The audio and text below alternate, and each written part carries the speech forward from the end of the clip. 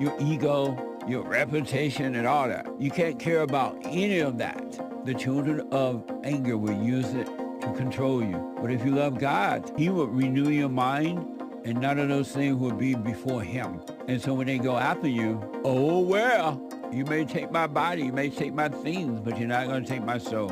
And that's a true reality. Now, I totally disagree with the way things are going, but you can't be angry because that's what the enemy wants. He wants to control you. They do things to make you mad so they can control you. It's like being married, and the wife would do things to make you mad, or she'll do things to make you feel good. And men do that to women too when they want something from the woman, especially sex. They'll make her feel good, or they'll make her angry.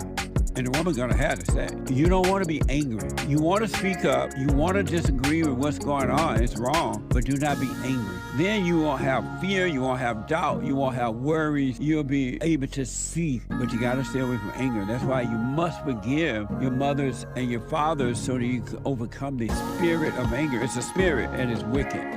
Nothing good in anger because it has no love, folks. You need love to defeat evil. And love is not a weakness. It's a strength. It's from God. It's his nature. You know, I'm 32 years old now, and I've been clinically depressed since I was 17 years old. And ever since I started listening to you a couple of months ago, bro, I don't even need to hear the word depression. I don't even care about that because that's not anything that I identify with anymore. Nice. I'm 100% cured. I'm 100% better because I've been listening to the Lee Peterson show, and I can't even begin to tell you how much I appreciate you. And I just can't even, begin to tell you how much I really appreciate the things that you're doing for young men. Young men need to hear this, and young men need to know this message that you're delivering because it's important. It's vital to their lives, Jesse. I just wanted to let you know that, man. That's amazing. I mean, you made my day, man. When I hear one soul has returned to the Father, it's like 1,000. It's better than silver and gold. So God bless you, man.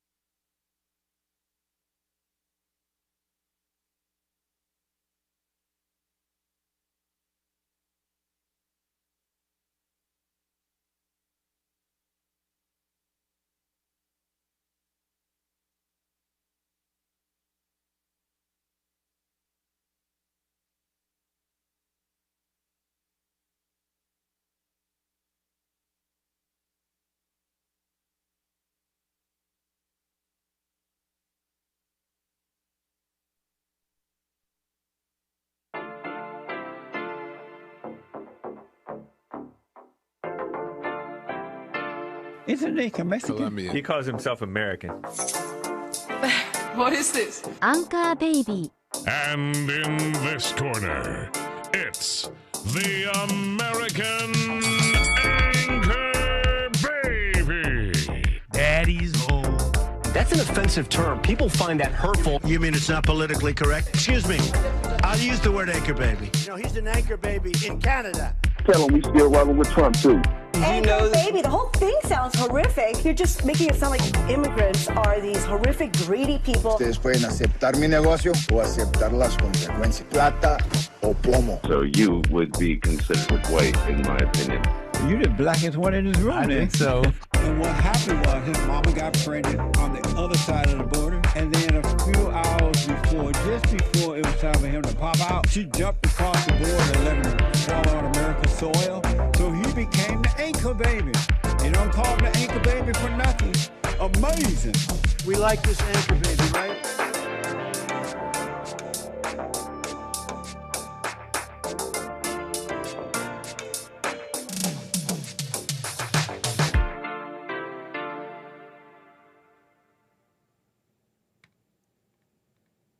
Hello, I'm the American Anchor Baby. This is my show. Thanks for tuning in on this fine Tuesday. What the?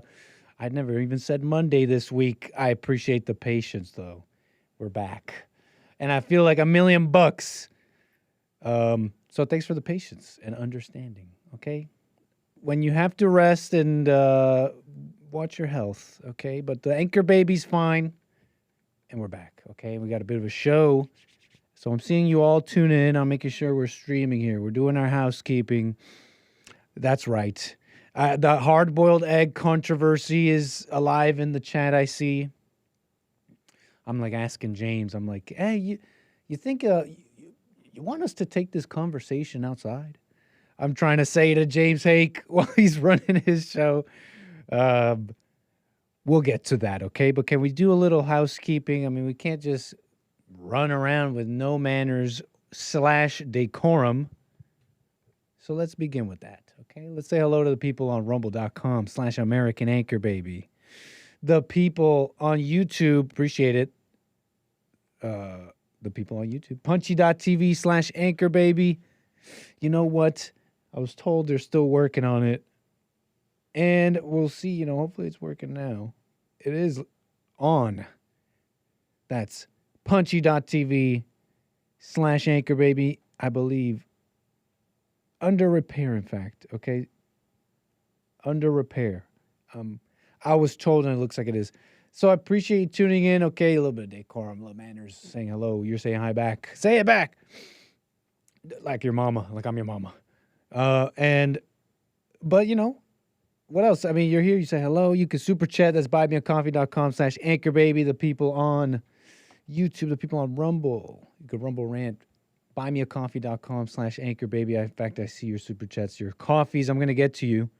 Much appreciated on this fine White History Month Tuesday as well. Can we say hello? Can we say happy White History Month? Okay.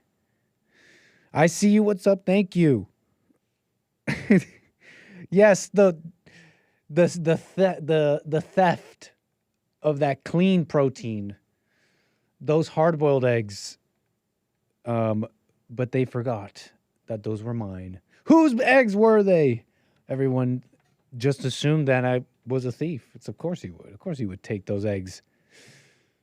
Some of you may have no idea what we're talking about. You have to be on the network. You have to be just tuned in, okay?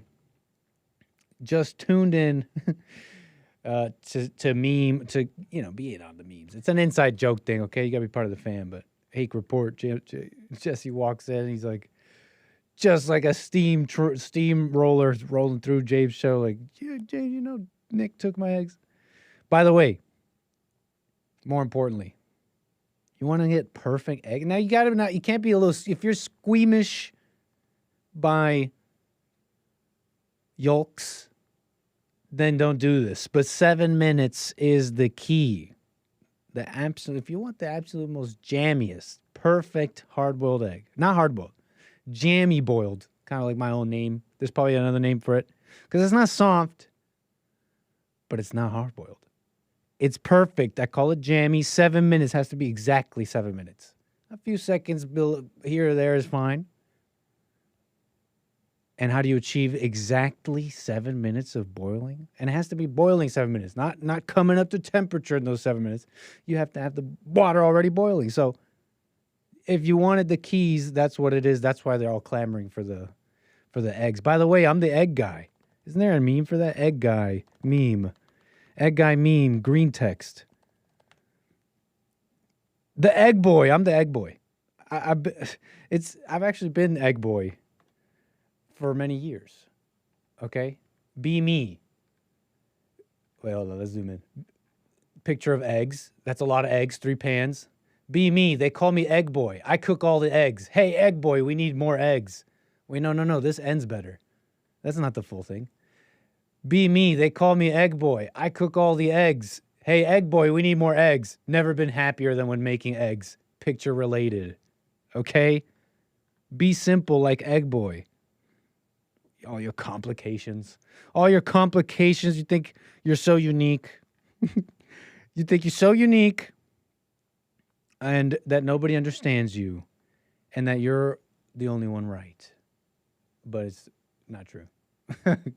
Calm down. Be like Egg Boy. Okay, but what am I saying here? We're just messing around, okay? Okay, I'm imparting to you the keys to egg heaven, first of all. Because it's like, okay, yeah, that's funny with Jesse, but what's the info? But what else? That's enough. Eggs all day. Look, we're just messing around on this fine Tuesday. I want to get into some stuff. But what else is on my mind? Get your White History Month hat. Don't be rude. Show some decorum. Don't be afraid. Or you just like, look, I understand you. I care for my peoples too. Look, it's like rock it, proud, but also out of pure pragmatism, you may not be able to rock it everywhere, but that shouldn't stop you from getting one. It's like just merely having the swag. Look, it's like a great piece to adorn a set, a radio show set is one example. I'm sure you could think of many great examples, okay? Wear it, bro. They're telling me to wear it. They're telling me to wear it, and I don't have a free will. You think I have a free will? No will. Let's just say no ego either. That makes it sound better, right? Look at me, no ego. I'll just do what you say. But it's a great looking hat, and I'm just messing around. White History Month, okay? Get yours. JesseLeePeterson.shop. Get the coin. We're in the final days of White History Month, but who says we can't make it White History season, or is that, is that too much like, oh, tit for tat? Okay, if they're going to make LGBTQ season, I'm also hesitating because this is like Jesse's hat, and I'm kind of territorial like that. I respect with someone's stuff sometimes. I don't know, whatever. Call it White History season. White History season, okay. Coins and amazing other things on the stove. Because we're coming in the final few days of White History Month. I got white history on the mind. We're going to weave that in this next few stories, and maybe even get to a white history hero. One or two white history heroes of mine, maybe later in the week. We'll see what kind of time we have. 888-775-3773. You got something on your mind, something you want to speak on, a burning question, something you want to get off your chest. What else can I say? I think that's everything, okay? Let me just jump into some stuff. White History Month is on the mind. And that'll maybe become clear as we move forward. I was actually talking with a buddy.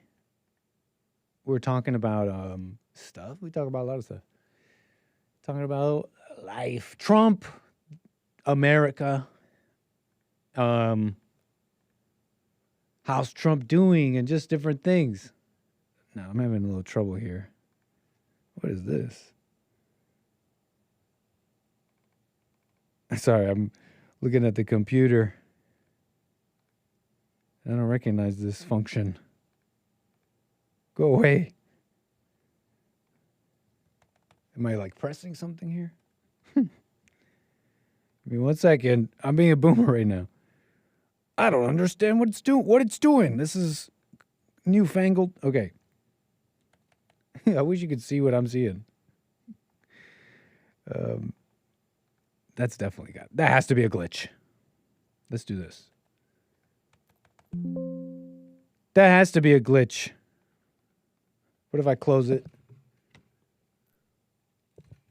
Open it. Folks, don't worry. I'll be right with you. What the heck? I don't know if you're familiar with the Windows little bar that comes down to give you all the options to set up all your tabs, but I have 3 of them and it's all frozen. That's not supposed to be that way at all.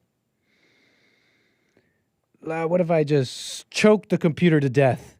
You ever choke a computer to death? You ever just press the power button when it's frozen and you hold the power button and you're just like, shh, shh, shh, shh, shh, it'll all be over soon. Shh, shh, shh. I don't need a computer. Okay, let me see.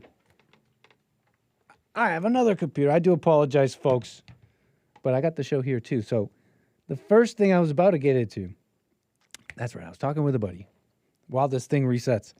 I was talking with a buddy, and And we were discussing Trump. That's right. We were discussing a number of things. And he was bringing up something about Trump, about the border, out of the things we were discussing. And he said something. What did he say? He said something like, oh, the border, that is just like a mess. Immigration, deportations. And I'm like, yeah, maybe, or something like that. I didn't really know. I somewhat knew, but it's almost like a fatigue thing as this conversation's gone on. You're just like, yeah, well, maybe that's true. That sounds true. You don't realize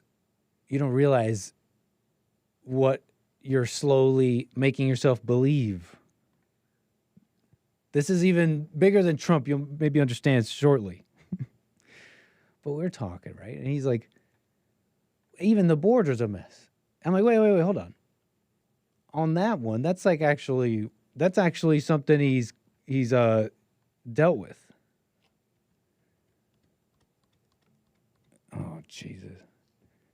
Jesus can't even help me right now. He doesn't understand his computer. Where was I? The border. Okay, yeah, that's like an easy layup for him, okay? I was just saying, like, wait, hold on that one, let's just keep the facts straight. Like, that's a layup, no? Like, he did that one. That border's closed. The border crossings are very low. And that's like one of the things that you could say he did do. You can't give me that, right? And so I'm a little lost. Where was I? We were discussing this a bit, and yeah, I'm like, come on, that's the easy one. That's the easy win. That's the easy win compared to other things that you could say, well, maybe, I don't know.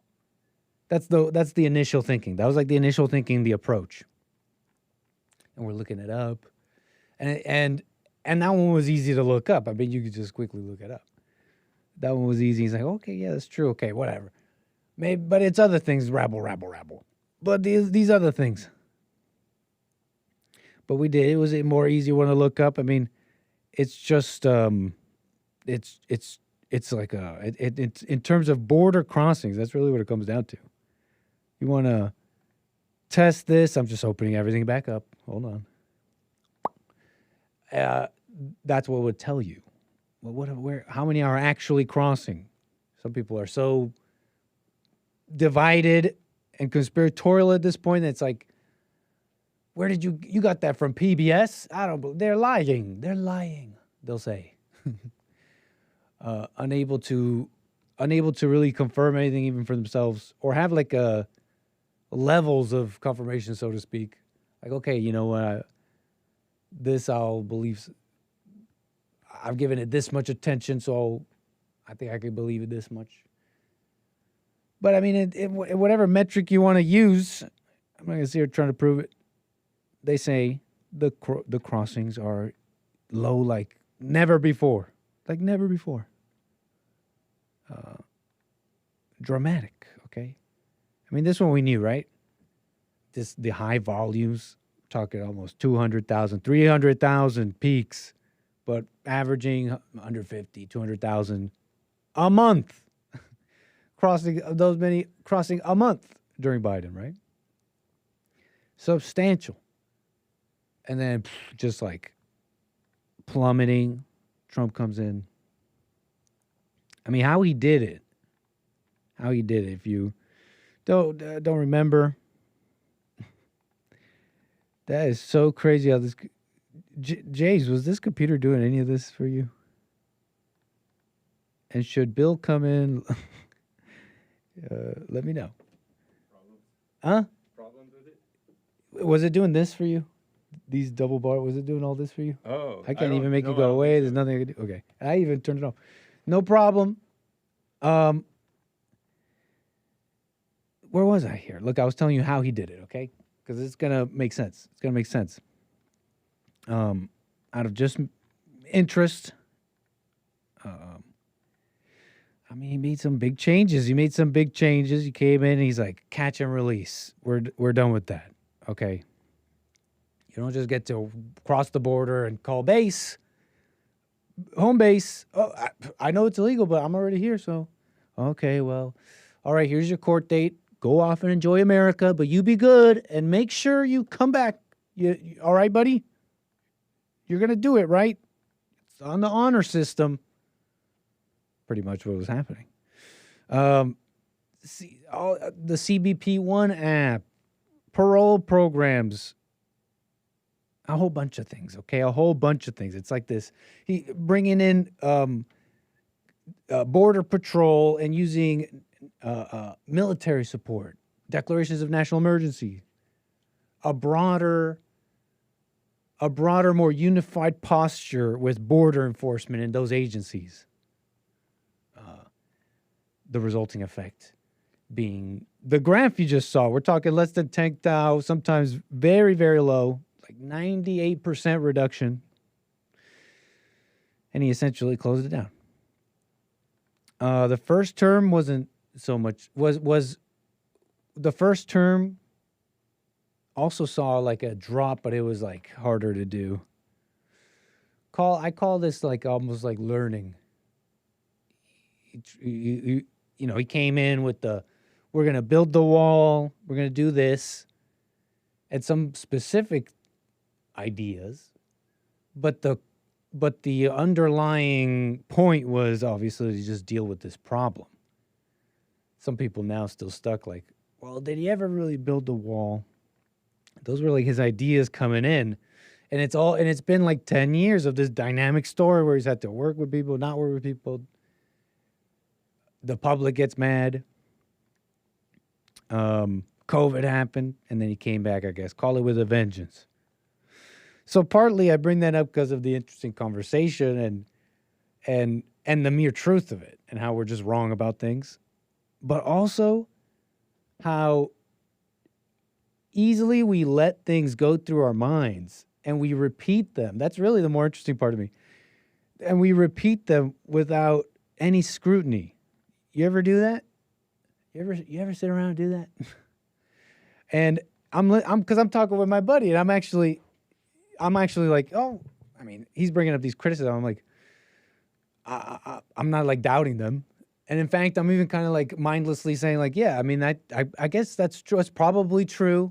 I'm forgetting exactly the specific ones, but it's a lot of the ones that you guys have and have heard.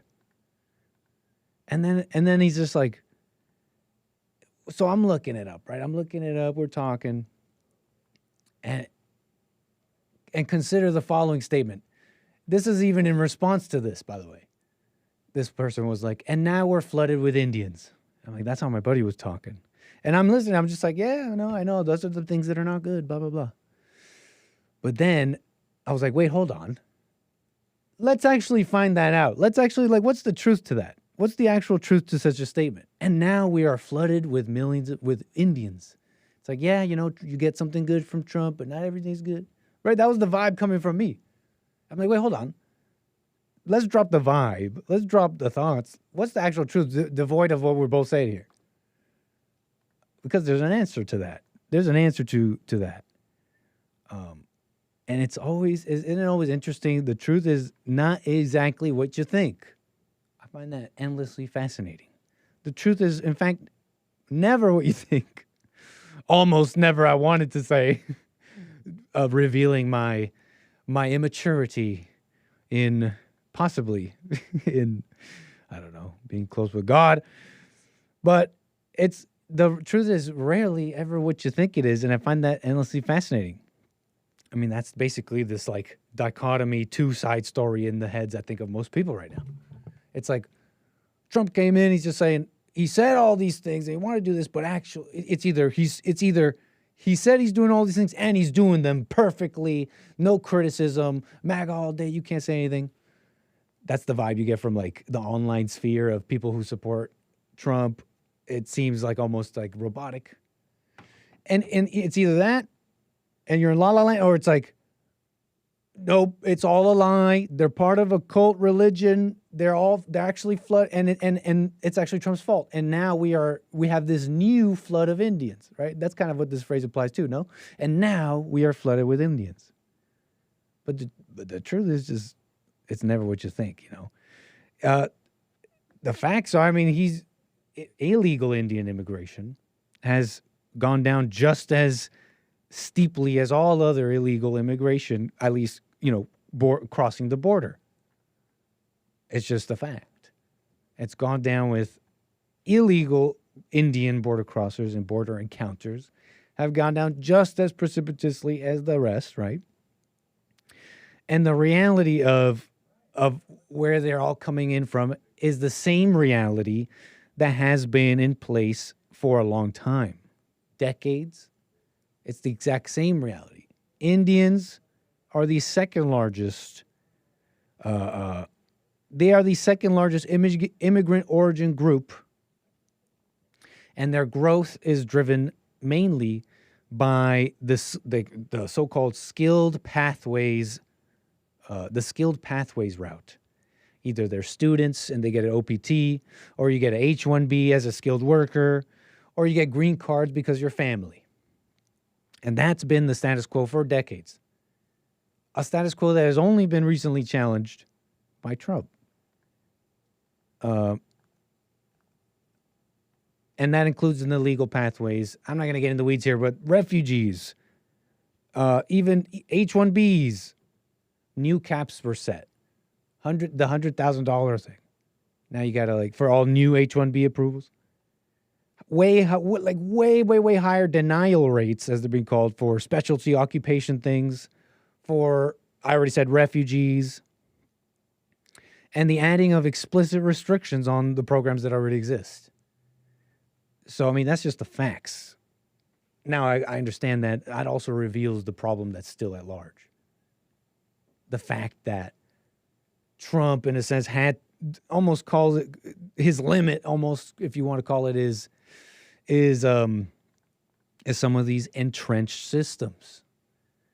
But what's more entrenched than these systems, the H-1B path, which is all scammed, by the way. It's all heavily scammed. They got these caps and limits, and 100,000s more get approved anyways, and it's this lottery system. Trump, even on that, has tried to change that quite heavily with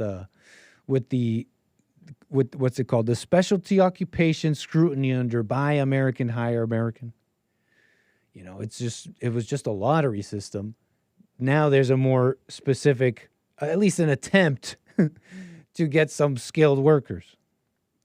At least an attempt. I'm not saying it's all good. I'm not saying that's totally fine.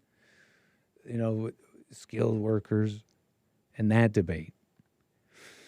But isn't that interesting? Don't we all just repeat things? And now we are flooded with Indians. As a response to this, that would be, what's it called? Not useful. It's not a very useful response. Isn't that the same? Do you do that? I'm just wondering. Without scrutiny, right? You think your thoughts are your own. You think the ideas you have are your own. And they're usually, far more often than not, just like a synthesis. They're merely a synthesis of the things you're seeing and the things you're hearing and the things you're not scrutinizing in your head. So anyways, Trump, a little bit about your mind here. What else was I thinking about here? Last thing. The other reason this story was interesting was because we're going to get into it here shortly. I got some calls I want to get to. It seems like there's all these attacks. You hear about these attacks going on, Berlin, Paris. One we didn't even hear about actually in America just a few days ago. And the guy yelled out, Allahu Akbar. As we get into it later, the thing on my mind, I guess, the angle here, especially during White History Month, is how powerful because what was I about to tell you? What underpins, what's even stronger, in my opinion, than these entrenched systems like H-1B, welfare? It's like, how do we deal with that, Nick? Trump here is trying to do it. And it's like, you saw the first term. It took him to the second term to really gear up, and it had to be this national cross-border effort, working with CBP, working with all this. It's not just something you can snap your fingers. It took some competence and going back to the drawing board. How do we deal with all this on just the border? Trump had to do it this way. How do we deal with this? H-1B, all this. What's underpinning all that? And this is, I don't even think hard to argue, but you'll understand the theme, the angle. It's anti-racism. And I'll have some examples for you, but it's deep. It goes deep into the people, and it's closely related to the story of whites in the modern era and their downfall, in my opinion. You know, at one point they were explorers and totally unafraid of being called chauvinist. I mean, that was essentially being called great. I'm thinking of some explorers and stuff. Maybe we can get to them and add to what credibility. You know, I saw other people say this, but to wrap it up, I mean, they used to have no shame in that, and I don't know how quickly or how slowly, but it seemed like over time, and over a long time before any of us, those same people, something began to grow, and it's like this guilt and this shame that the rest of the world wasn't able to, or what? That might be even a crude summary of that as well, by the way. A far too crude summary, maybe. But it goes deep, because now they're attacking them, they're being invaded, they're being raped, they're being stabbed, and they go out in the streets, and I'll show you videos and say, well, that's white men's fault.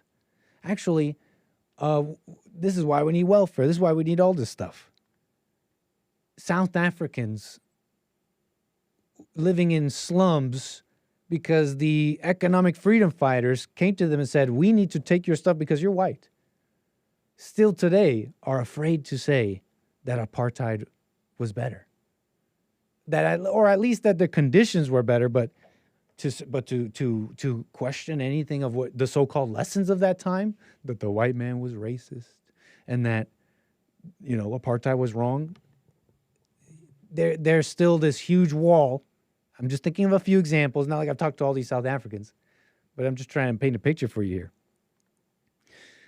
It's just like this thing inside, this fear. It's like, yeah, no, I'm being attacked by blacks. They tell me I need to give them my stuff because I'm white and it's time to give it back. And I'm actually poor and I'm hungry. Actually, eating meat is a luxury.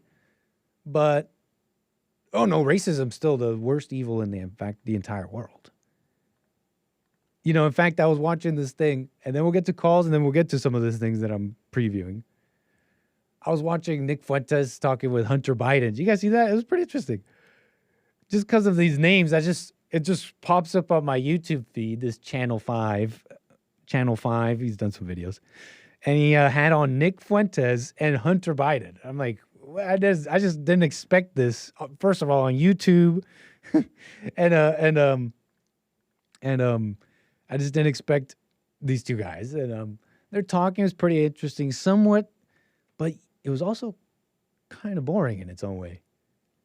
Interestingly enough, in that Hunter, to summarize, we'll get to it.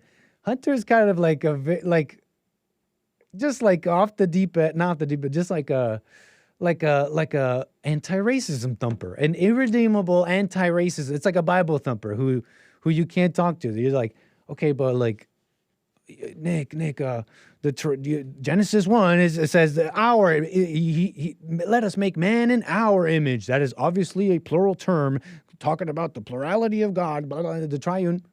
All right, bro, but how do you be born again?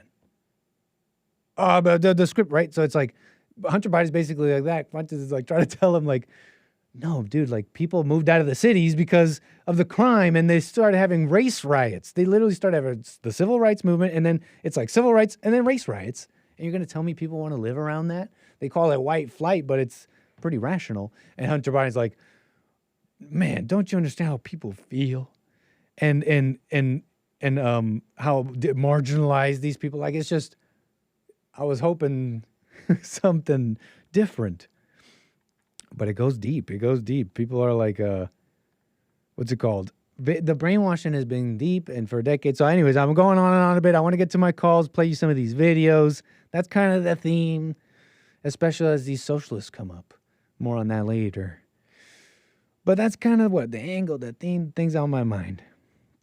I want to get to some people here, though. We've been waiting patiently on this fine White History Month Tuesday. Blah, blah, blah, blah, blah, blah. Terror attacks. Incredible. Okay, so that's the angle. Let me see. What are y'all saying here? 888-775-3773. I want to get to interesting questions in the chat. Let me just slow down here before we start going like a kid in a candy store now. We start getting ADD. Everybody starts getting ADD along with the anchor baby. So let's get to a call. I appreciate you holding there. And I want to get to, let me see. Jermaine out of Canada.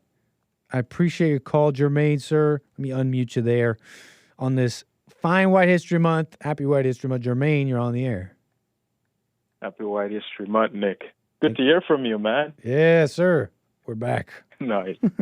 Nice. So I'm calling about something other than what I'm going to say now, but you saw that video of Trump announcing his run for 2028? I did not. You're saying he announced he's running for 2028? He somewhat said this is a scoop. So I think he's going to run again. He said it. So he's going to run for the fourth time. Wait, so that's nice. I pardon the skepticism is just. He's like, without me, your business are done. They're done. So it's like to show you that I have love for you and the business model. I'll run again so you guys can cover the news and keep making money because we're doing good together. That's so funny. See, there you go.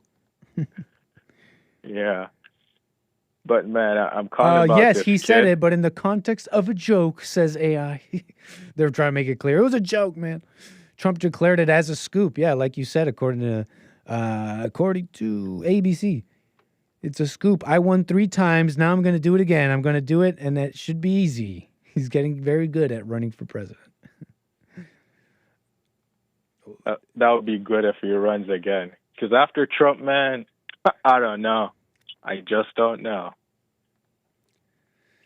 Yeah, it seems to me like things have been set in motion in certain ways by Trump.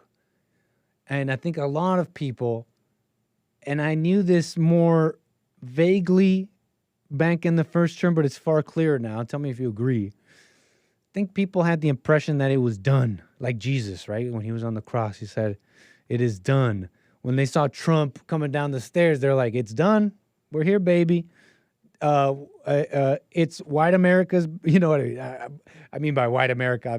I'm thinking more things than just race at that moment. But, you know, they thought whatever they had in their minds was back.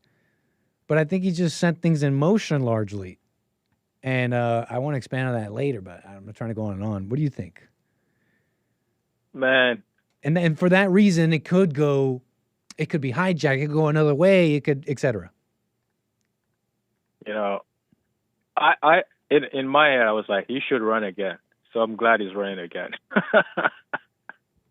They're going to say he's going against the Constitution, but I think if he put himself up to run again and people vote for him, I think that should be okay. I feel like that would be an uproar. It would be. I think that would be an uproar. I hadn't seen the comments you said. Like I said, the AI reports it's a joke, but I'd imagine it's a joke from Trump personally. I don't know if you'd think that. It doesn't really matter personally, but I'm just saying. I think it's a joke. I don't know. I don't know. I guess we're gonna find out. But yeah, he I guess said it, right. and I kind of think he was being a little humorous because he wants the news to run with it. But I'm like, that'd be still cool if he runs, you know? Mm-hmm. That would be cool. Yeah. I mean, has that happened before in America? I think that may have happened before in times of extreme trouble or maybe war. I think presidents have gone beyond 2 terms, and I could be making that up, but that might be true. Nice. But Nick, I don't know if you want me to say this kid's name, but this kid is pretty good. He's talented. but he have autism and they treat him like, I mean, I don't think there's anything wrong with this kid.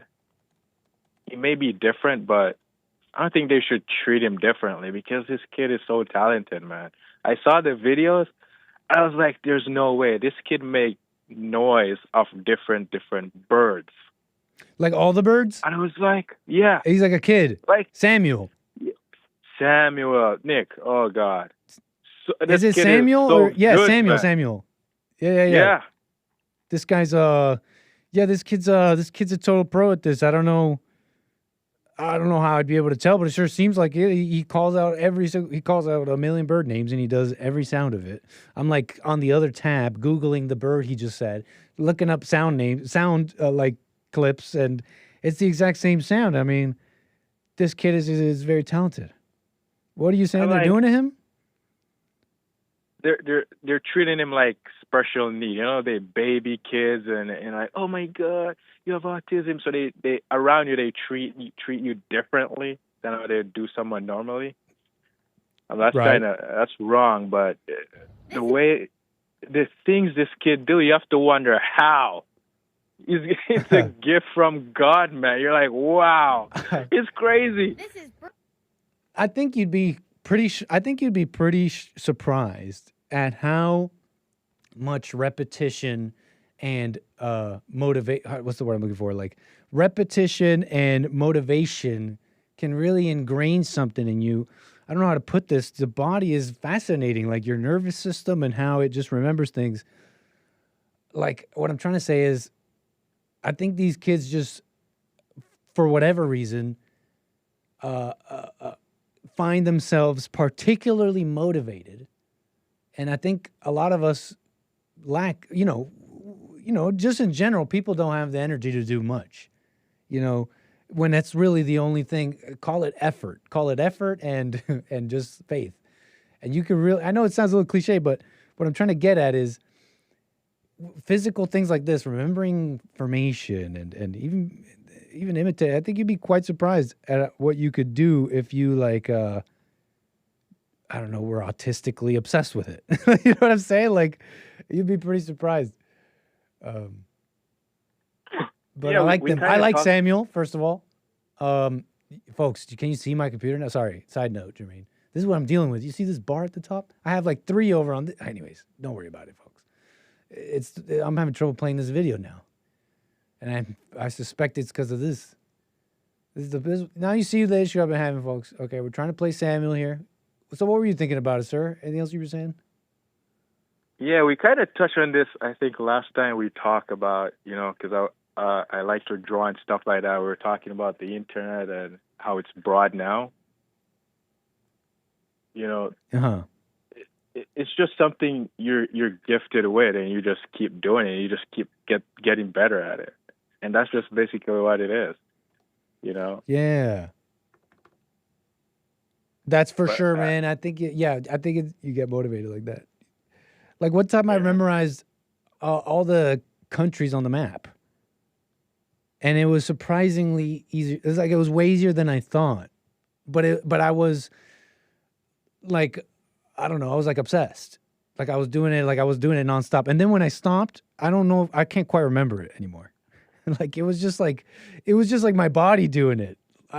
What I'm trying to say is our nervous system is interesting.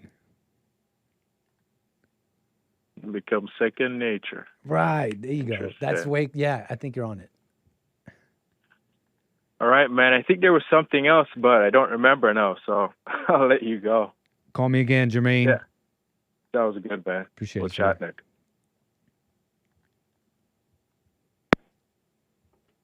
All right, folks, you got to give me a sec because this is a show breaker. This is actually a show breaker. I think he can't do, I don't think Bill could do anything, but if this reset doesn't work, I'll probably need Bill, but this whole thing's frozen, beyond frozen. Look at this quickly before I choke it to death so you can see what I'm looking at. You see these bars? Oh, I choked it to death. Folks, this is a show breaker. I can't even use my little system to change my camera. I'm stuck in the corner like this, and It's too hot, you think? Oh, I don't feel the heat when I get boiled slowly like a frog, and so I don't feel it. Jesse walks in all the time. He's like, "It's so hot in here, you can't." Yeah, I get boiled like a frog slowly. It's hotter than usual in here, huh? Yeah, so this it totally froze, folks. In fact, I can't even change my camera and anything. So you'll have to bear with me. I'm in the corner. Hello. But please, I do apologize. I'm going to get to my caller here. How about we do that? And I forget who it was. Let me think. It was William. I think it was what? Can I even unmute him? You know what? While this computer turns on, if someone's out there listening, I'm making them run around. Maybe come in and unmute the call for me while I get the call going while this computer comes back. If you hear me out there, anybody come and unmute my calls? You know, I'll do it.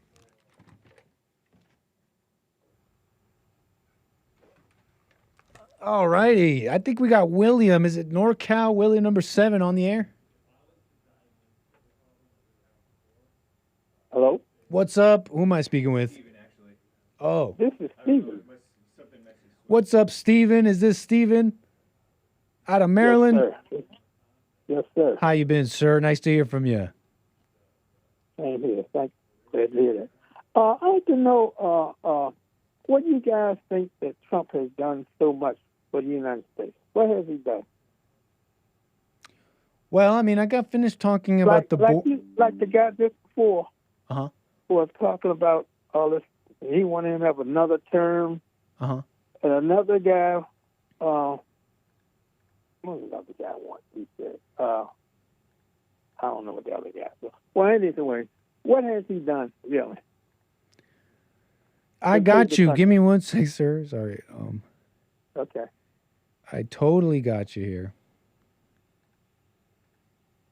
Are you looking on your computer? Yeah, I'm having some technical issues there, Steven. So you're asking me what has Trump done, right? A fine question. Right. A fine question. And I have... Anyways, look. Yeah, no, Trump is... I just got finished telling the people about the border. And the border is just like one of these things that show just how Trump's mentality is geared to what he said, which is America first. And in many ways, he's just basically maintained that. I don't know how else to put it, but he is fighting for America in many ways, in every way, in like economic sense. In the, I can't say I know everything. I can't say I know how everything will turn out, like this Iran war and stuff. But largely, I would say, to my estimation. Okay, I think we're good now.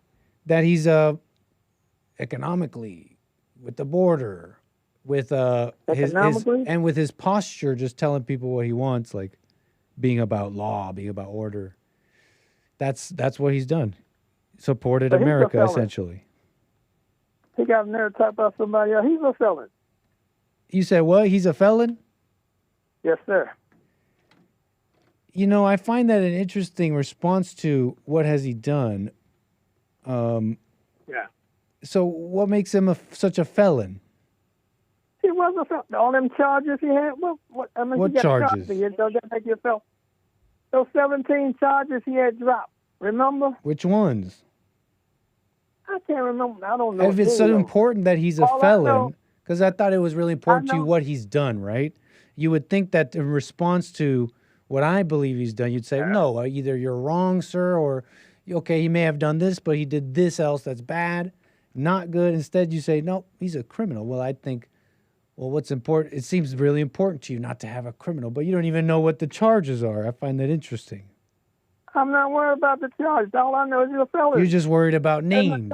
You're just worried about what things seem like and names. Is that so? It was in the court. Anytime you are in a court, you are a felon. Right, but you're being charged with something, right? That may be true, but sometimes you get charged by but sometimes you get charged by not such honest people, and sometimes you get charged with something that's not even a big deal. And when it comes to what he got charged with, what does what he got charged with have to do with his job as a president? I don't want to quit telling the head of my government. Are you crazy? I think that's a pretty good question, though. Is there an answer to that for you? The question is, what does what he got charged with, which, by the way, you don't even know, but what does what he got charged with have to do with his job as a president?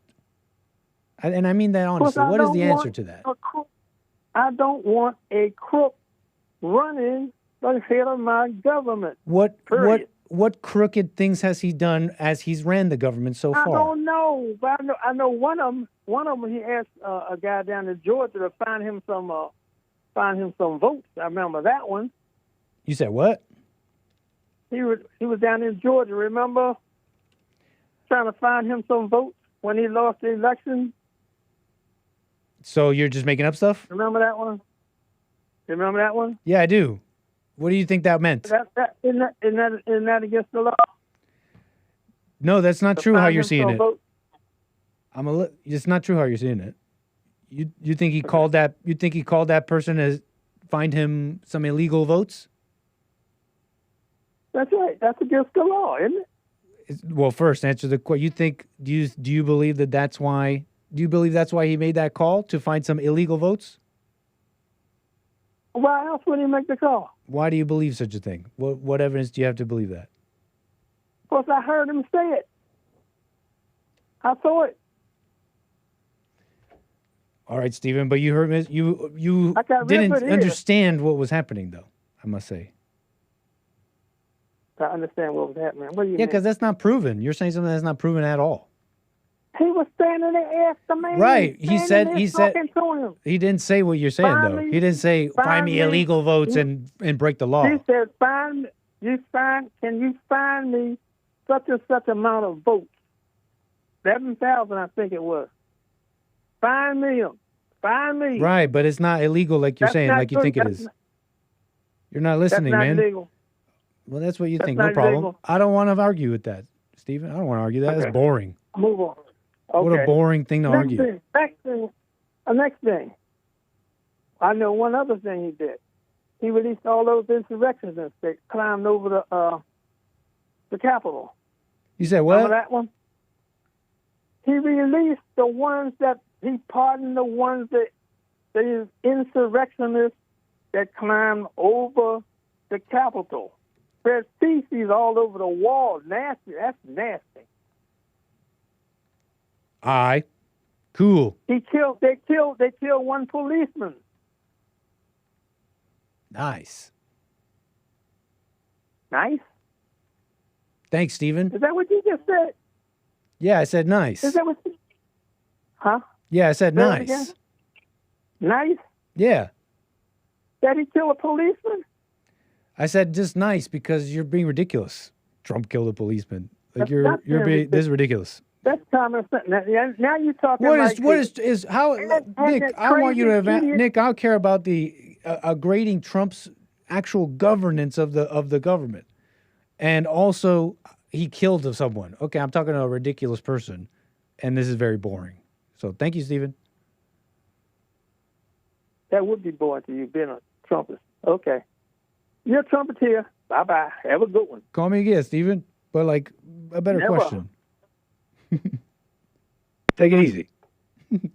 How do you have a conversation about that? Like Trump killed police officers? Or let's rehash January 6th? Are you serious, man? Time to move on, man. How late are you on this? Those officers didn't die because of Trump, and Trump didn't kill him. Maybe you want to say, let me help him out. Well, Trump supports people who insurrected and killed those officers. I'll leave you with a little thread that you could pull, because we're not going to rehash that. I'll leave you with a thread that you could maybe pull on. Go figure out why they really died, and then you'll see that that's not true. But the question is, I think more importantly, if your interest is how good of a president is he being, what the heck do all these other questions have to do? Those are just nasty personal things. That's just being a nasty personal person to bring up to like character assassinate and not answer the first question, which was, I think, a far better question. A far better question.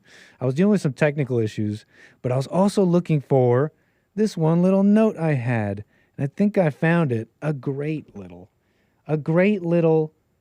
note I had. It's really interesting to see. Oh man, where'd it go?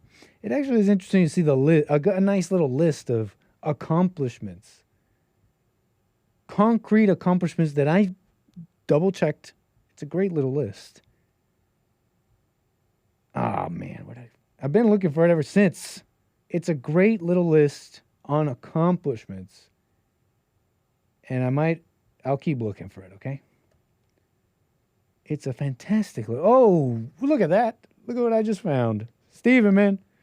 So, I thought the more interesting, don't you guys think that'd be a far more interesting conversation? Like, well, it's actually graded. Okay, fine.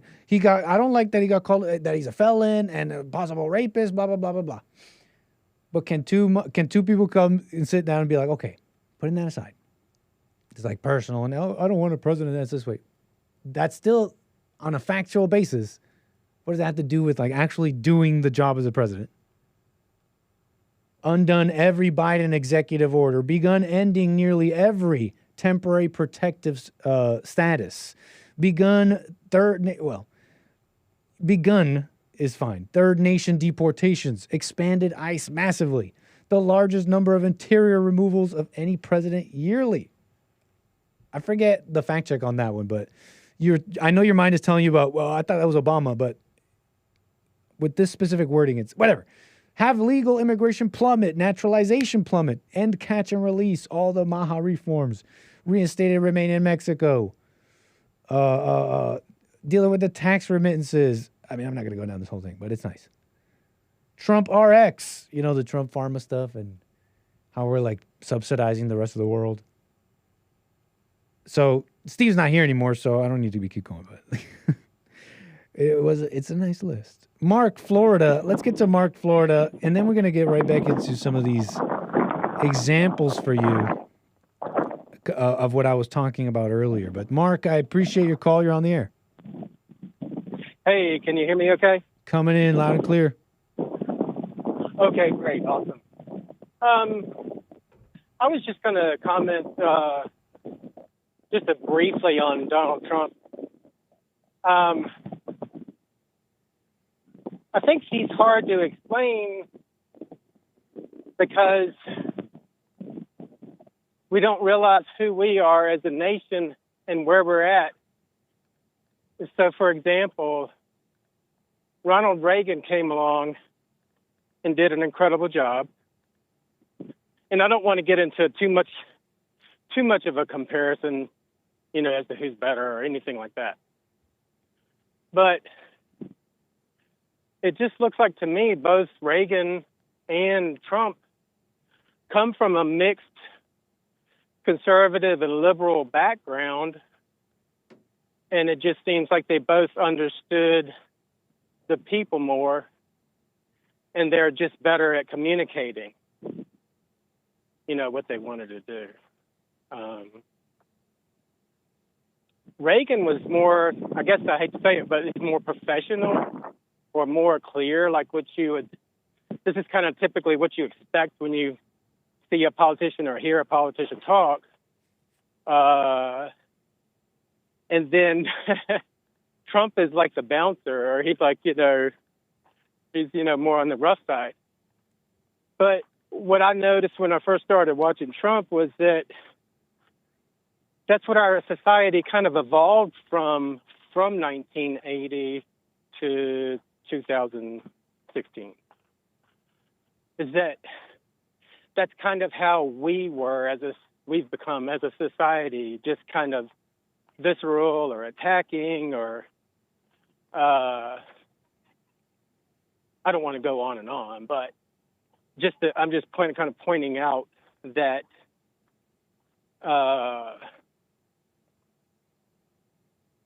he's kind of a reflection of what is going on, or he's just good at the two presidents are good at exposing what's going on. And I guess I'll just kind of stop there. Could you expand a bit on what you mean by him being such a confusing figure, so to speak? Why is he a mixed or confusing figure in your mind, and to the minds of the public in your estimation? He's just telling the truth. It's just hard to handle.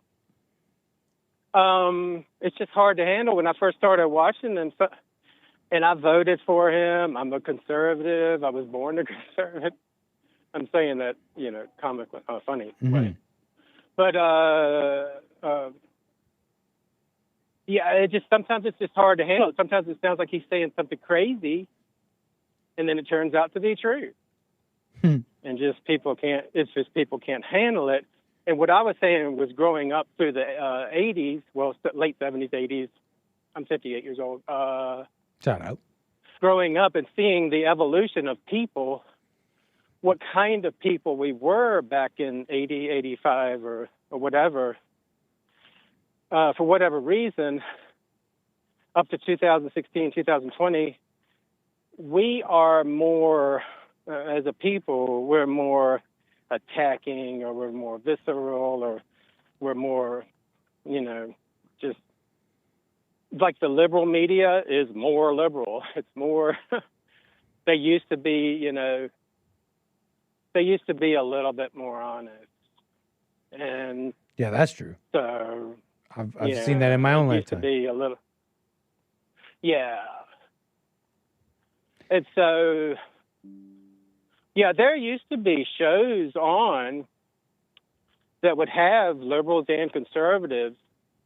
The McLaughlin, the guy's dead, but PBS, sometimes they would have really good arguments. They would have really good debates, and you'd have equal time for conservatives and liberals. And it's just, go ahead.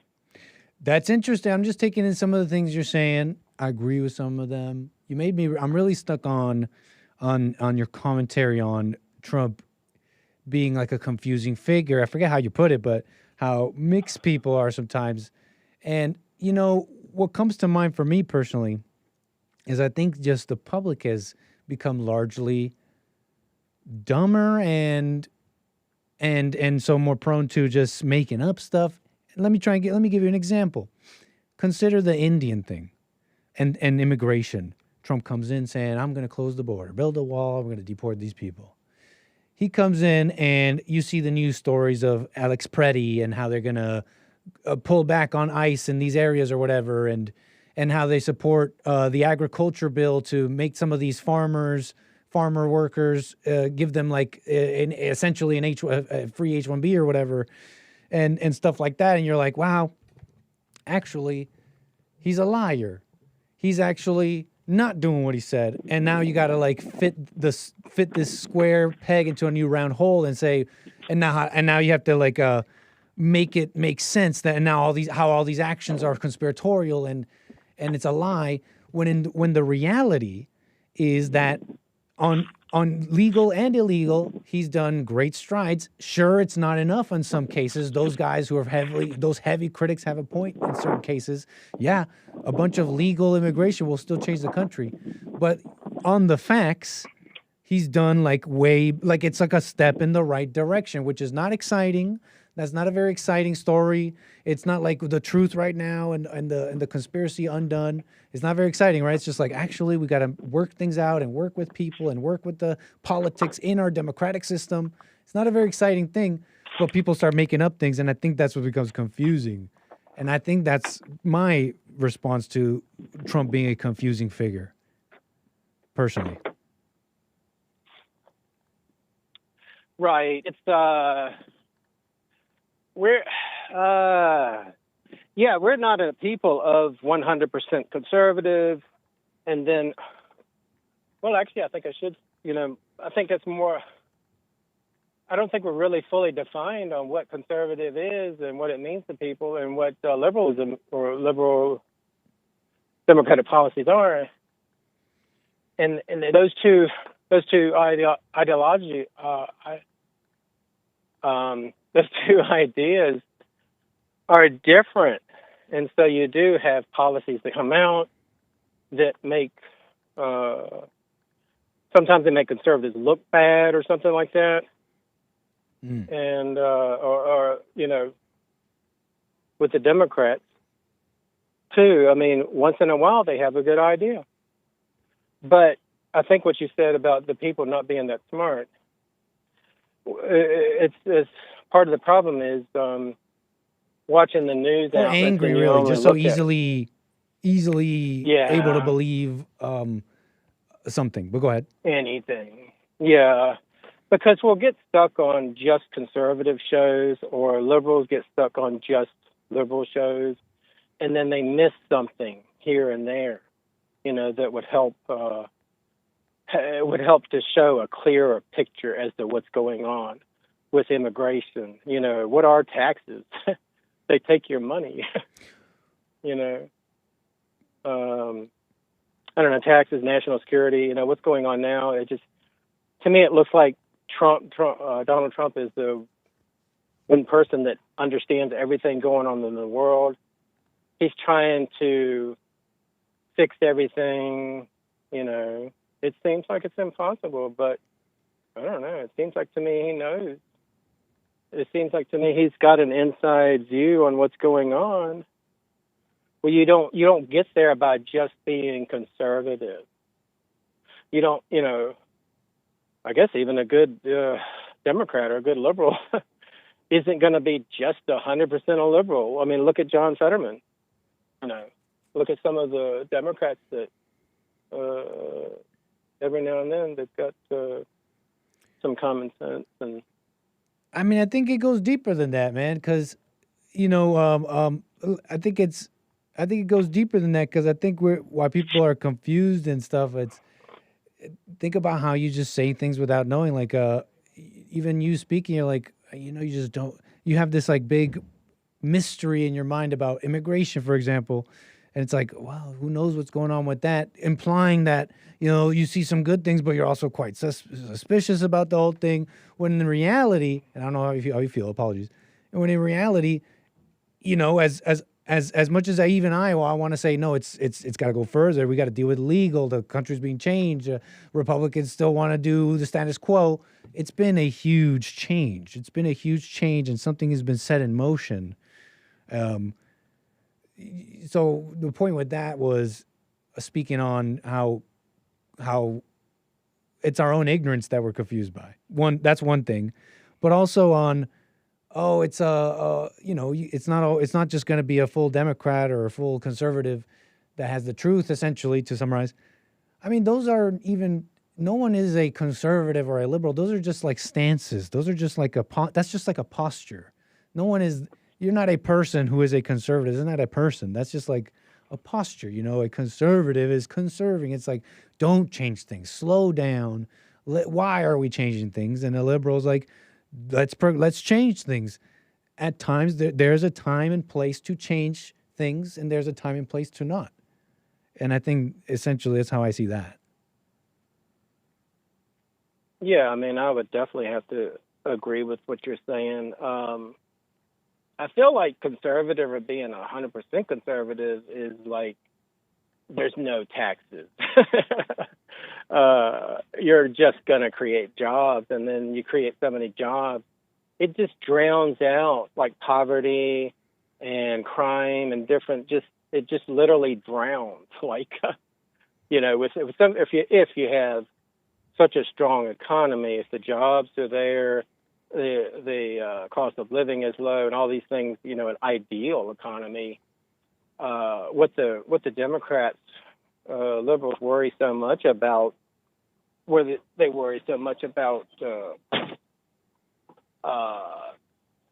guy that's down and out in a shelter or whatever. Oh, loud noise. Is that a bullet train going by? Sorry, yeah, it's an airplane. I just barely shut the window. Thank you, no problem. Yeah, I'm out at the beach. Nice. But yeah. Happy White History Month.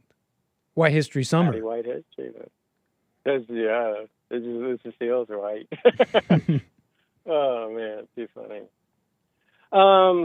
Yeah, I mean, I think that's for me. Just I don't feel like it's really spelled out, very clear what sometimes I don't feel like it's really spelled out very clear. What is a conservative? What does that mean? And what does it mean, to be a full liberal, or you're fully in that ideology? It's to conserve and to change. That's really all it is. And people will use these words for all sorts of reasons and motives.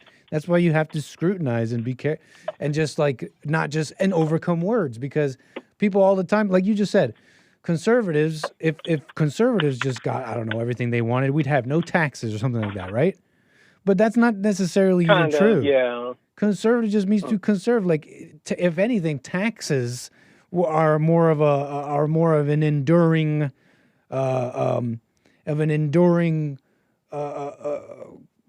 concept in this nation than not. So to abolish taxes now. How radical taxes have become now, well, maybe undoing that would be conservative. But to abolish taxes would be kind of newfangled and progressive. You know what I mean? So it's like if you have someone coming at you and saying, I'm a conservative and we want no taxes, maybe they're just using words to make points and it's just politics, right? So, what to say, just to say that's how I see those words. Conservative, it's just like a posture. Like I don't want to say afraid, but I don't want to change things. And if you think we should deeply think about what we're changing. And a liberal is kind of like, no, these old things got to change, etc. I got you. That's kind of how I see it. I'll say one more. Sure, go ahead. Yeah, and I'll say one more thing, and then maybe kind of pull out of the conversation. Thank you, sir. But it would take a brave person to come up there and say, hey, we want to do no more taxes, or like a 10% or something. It would take such a brave person to do that, and definitely would be conservative, but it would take a great man who's gone through years of talking to other liberals and other conservatives. Like, what's the plan? How would you get there? How do you actually educate the people that most of your check is, 30% of your check is going to the government, that most of the time you don't like it anyway, and that's what I see as a quality that was in Ronald Reagan. And that's what I see, the same thing that's in Donald Trump, but there's two different styles, kind of different styles. I gotta say, I don't know much about Reagan. The only thing I think of is I draw sometimes a mental parallel in that they say about Reagan, he was just so great, but maybe not everything was great. And I don't know why I forget where I even get this from, but some sort of parallel to Trump. I don't know how to put it, but maybe that doesn't make sense. Reagan was Go ahead. Reagan was called the great communicator. When he would speak, you get this image or this idea that he's coming from 100 years ago. You get this, they would make a joke like, he was around when Washington, was around. And he just sounded like the halls of time were just, I don't know how to say it.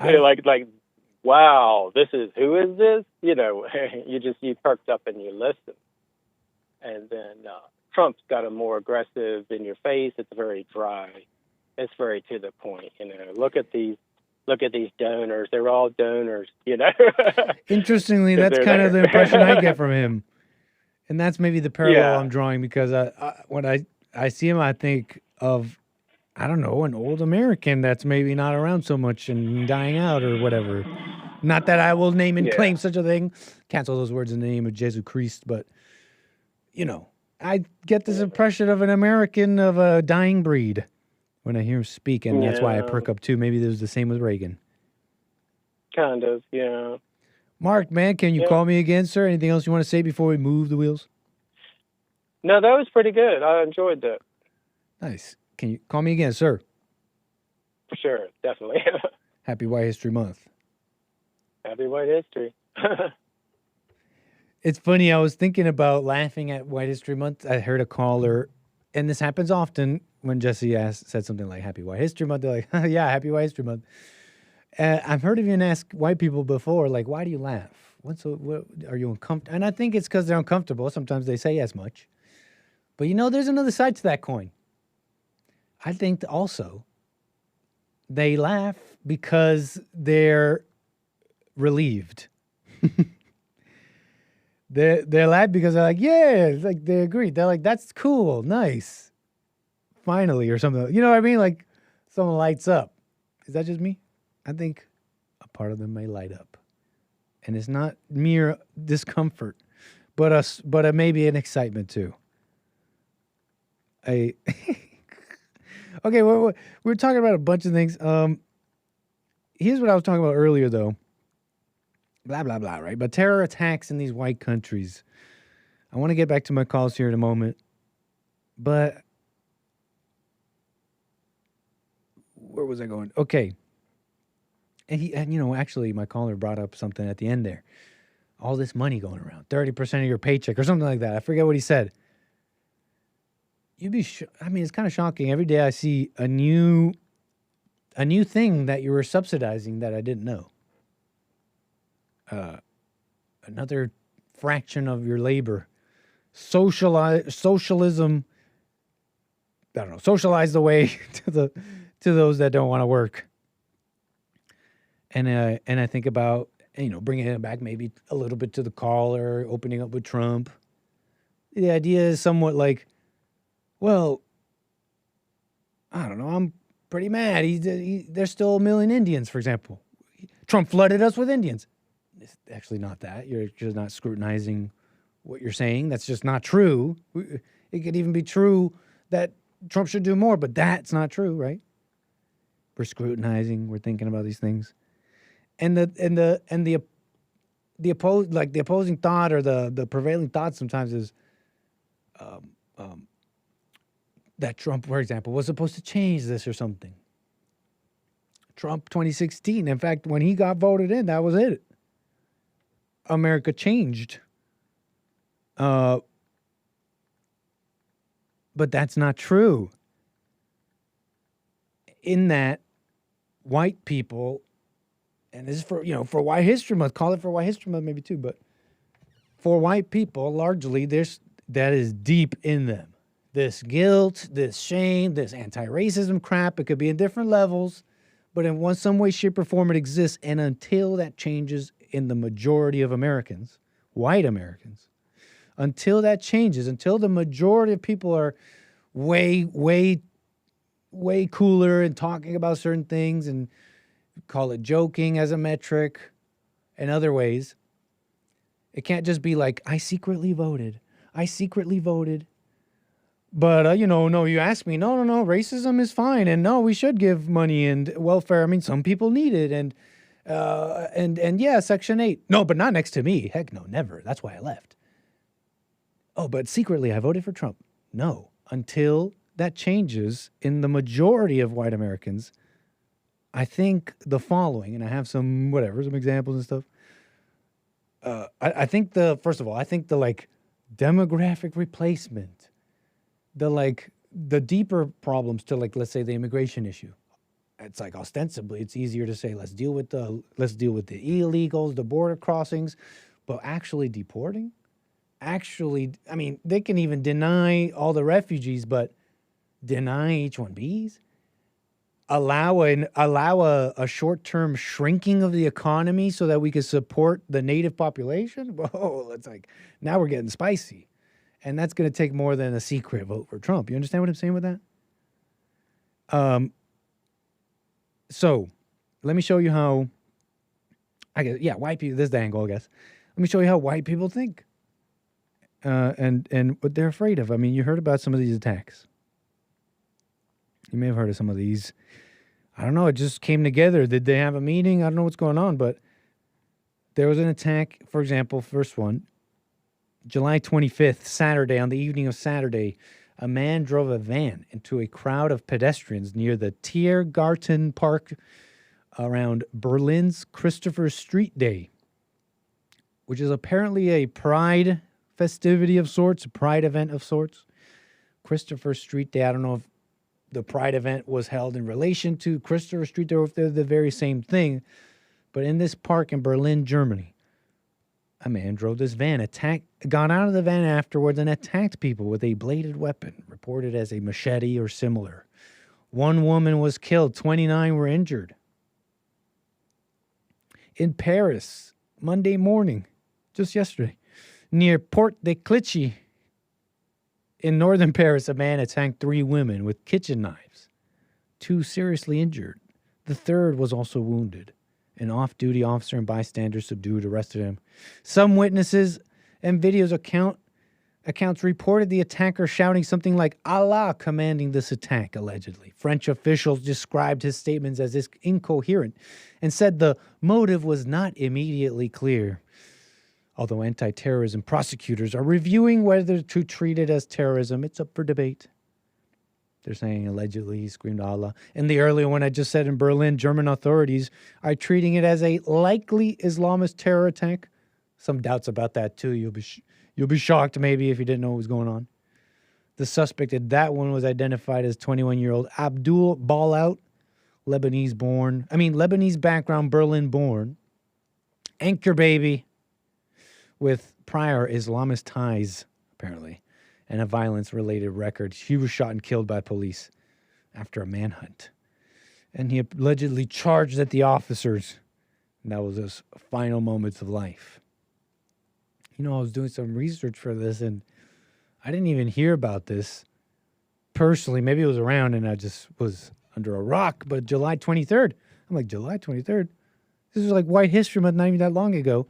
Manhattan's Upper West Side, New York City, 51-year-old Raul Morales. You're like, Mexican-sounding name. Raul Morales stabbed 2 men in broad daylight. First victim was an Asian man, a 57-year-old Asian man. Second was a 50-year-old Jewish man wearing a kippah, apparently. Witnesses reportedly saying he yelled Allahu Akbar during both of these attacks. Okay. All good? Yeah. Yeah, so those are some of these attacks, right, that you may have heard about. Some of the details. Oh, what? Sometimes this happens. Okay, no, we're good. We're good. Give me a sec. So, where was I? Some of the deets as they're attacking. Blah, blah, blah.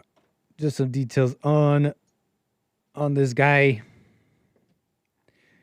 Yeah, the Abdul Balout, born in Berlin, left Germany for Lebanon. And in fact, he was identified by Germany, by the government, as an Islamist threat. Pardon. According to New York Times. Pardon. Should use the mute button. He left for Germany for Lebanon, was identified as an Islamist threat. He was also, in fact, arrested by Lebanese authorities for incitement to religious and sectarian conflict, apparently. Convicted and sentenced for terrorism offenses in May 2026. But July 2026, White History Month, he was allowed back into Germany, allowed amongst the public. And Germany knew that he had ties to this Islamic radicalism, and but they weren't just going to let him walk in without doing something. So what did Germany do? They court-ordered him into a de-radicalization program run by something called the Violence Prevention Network. They had him sit for like HR white lady classes. Like this is a no-no space, and this is, you know what I mean? Like, and that's what they made him do. And how did he pay Germany back? He got into a van and started ramming a bunch of Germans and saying, Allah, allegedly, Allahu Akbar, and going out and attacking. What do they say when they see these details? Here's an interesting little Reuters article.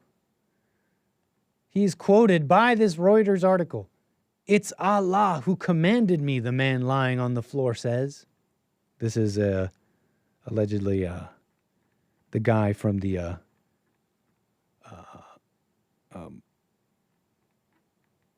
the van attack, which is Berlin. It's Allah who commanded me, the man lying on the floor says. Not even a few sentences later, the motive for the attack remains unknown. Fascinating Reuters article. Germany, the government, familiar with this, is like, just attend some nonviolence. The reporting media sees this and says, well, it could just be like any other attack. Could be mental illness. Who knows? The motive is unclear. It is Allah who commanded me. Religious attack, motive, terrorism. We can't call it jihad. No. It could just be an insane person saying that. I'm just trying to imagine the things going through their minds. So you got this government approach, the approach from the media to paint this, to give you the trifecta here, painting the final key to this sick picture and the sickness of Germany, maybe the West at large. This is how people feel about it afterwards. The organizers of this event, apparently, this post calls it Berlin's Gay Pride, but whatever. This Christian Day Parade or whatever, Christian Street Day or Pride event or whatever. They say, don't politicize this, folks. Don't politicize this. Is this in English? Hold on. As the CSD Yeah. organizers in Berlin, we are distraught about what happened yesterday. Our thoughts are with the victims, Oh, the no. loved ones, and everybody who has been affected by this terrible event. We would like to offer our thanks to all volunteers and guests who wanted to demonstrate peacefully with us. Many of these people suffered much emotional stress yesterday. What they experienced will have long-lasting effects. Oh, this is a long clip. This is a longer cut. We are trying to offer emotional support, psychological support. This is needed for our team as well. I'm grateful to my team. Thank you. We are grateful to all people who assisted. All first responders has rightly praised the collaboration with the police. We're trying to get to the part where he says, don't politicize this. Their quick professional response was decided. Berlin Senate, all authorities who have been involved in this collaboration. Okay, yeah, thank you to the authorities. The CSD organization in Berlin stands for solidarity, respect, coexistence. A city open to the world was on the street yesterday. What we need now, we believe, is to take a measured approach to support everyone affected. We will not get involved with any speculation. We will wait for the result of the police investigation. Our basic approach has not changed. We reject all forms of violence. Ideologies, be they religious or other extremists, are trying to suppress people. We do not want this deed to be instrumentalized for political ends. We don't want any groups to be placed under suspicion for this. No groups under suspicion, and we don't want this to be used for political ends. Why not? I mean, it depends on what you mean by that, right? If the end is, well, protect ourselves from people who want to kill us for religious reasons, I think that's a pretty good reason. And you realize that these people aren't thinking. These people aren't thinking at all. They're not thinking for themselves at all. It's just like a taunt thing. It's just something you heard, and now you got to repeat because it's like, this is the right way. This is what it's like a crowd thing. It's like anti-racism. What you got taught. Trump flooded the country with Indians. Yeah, I guess. Yeah, I saw him not deport. I saw him like Minnesota. What is it? Was it Minnesota? And he kind of pulled back there, so he's probably not. And you just repeat things. You understand? There's some good reasons to have like a political response. It's like, okay, let's protect ourselves. Let's protect the native population from people who want to religiously kill you. And you realize it's this like this is the sickness of the white man. I think and it started before we were alive. All these movements that happened, the women's suffrage, and decolonization before that. I mean, you know, they were flooding the West, so to speak, and they would be shocked at what we mean by flooding now if we compare. But when they decolonized certain places, when the white countries had owned other places abroad, and they still kind of do, but they really used to, they started decolonizing because it's just like, to summarize pretty crudely, well, it's just time to stop owning other people because it's unfair. And those people just ended up coming to those countries, to the West. It's been happening since then. The moment they felt bad, the moment they got this guilt. And it continues, and hell just gets worse, you know? The children you taught these things, you think, well, they'll refine it. They'll figure out the truth. I don't quite know myself, but no. They just get crazier. They just get more nuts because there was no love in what you were saying. It was actually guilt that was motivating this whole like, let's help others. Let's stop owning stuff. It's unfair. What motivated that was not love. It was guilt. Guilt is not love. And now these are your kids. I'm getting really, really sick of this. I'm getting really tired of having to repeat myself over and over again. She might swear. She looks like the type. No decorum. So today, in Berlin, there was an attack. A van drove through a crowd of people celebrating the Berlin Pride Parade that they have every year. It's a huge parade. It's one of the biggest. And they injured, I think, at this time I'm making this video, this is subject to change, 17 people, and one person is dead.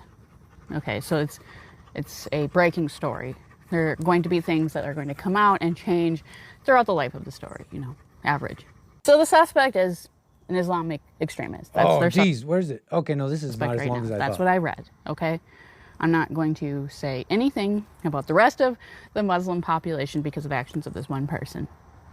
But what I can say is the people who were celebrating about this were all white men, young white men, with crosses in their profiles. Because we've all seen it.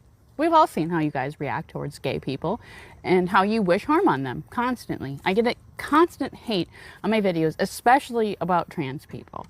You're not going to hide behind another scapegoat group and pretend that they're actually the violent ones when it's you. You hold the same exact beliefs that this man who did this attack did.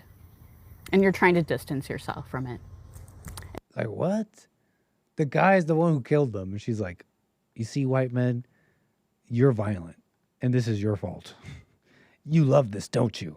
Kind of like just sick, like, I don't know. Maybe she saw some people online being crazy. That doesn't justify this. But anyways, I mean, that's kind of the angle. That's kind of like what I was thinking about, okay? White History Month, suicidal empathy, and it's powerful. It seems to be very powerful. Like, you can vote for Trump, and white people will still be scared. You understand what I'm saying there? And they'll be scared of people who hate you. They wanted this guy to be white. The one who drove his van.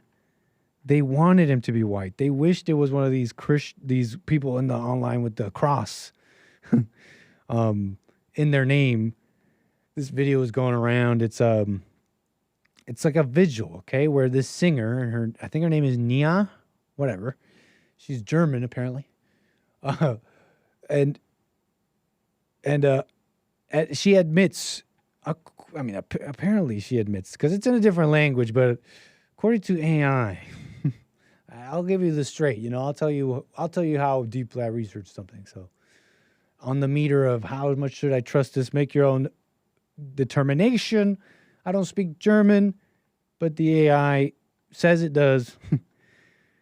The AI is saying that this singer, Nia was at some Berlin CSD memorial after this attack, and where she admits hoping the attacker who drove into the crowd was a white Christian rather than a Kaneki or something. And apparently it's a derogatory term for Middle Eastern immigrant, but it's kind of like R word, so I'm going to say the N word, but, kind of thing.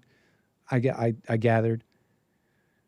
They wanted to be a Christian, at least if this is true, right? The singer was apparently saying that. CSD in ein Auto reingerast ist, ein Mann in einem Auto. Und was auch für mich schockierend war, ist das Erste, was ich gedacht habe, war, hoffentlich ist es kein Kanake, hoffentlich ist es eine christliche weiße Person, aber es war es nicht. Anybody speak German? Und da zeigt sich dann wieder Intersektionalität. Wir kämpfen nicht alle die gleichen Kämpfe, aber wir sind füreinander da in Momenten wie diesen. And that's beautiful. So let's not go too deep on that, because I don't know what they clapped for. It's another language. But I did.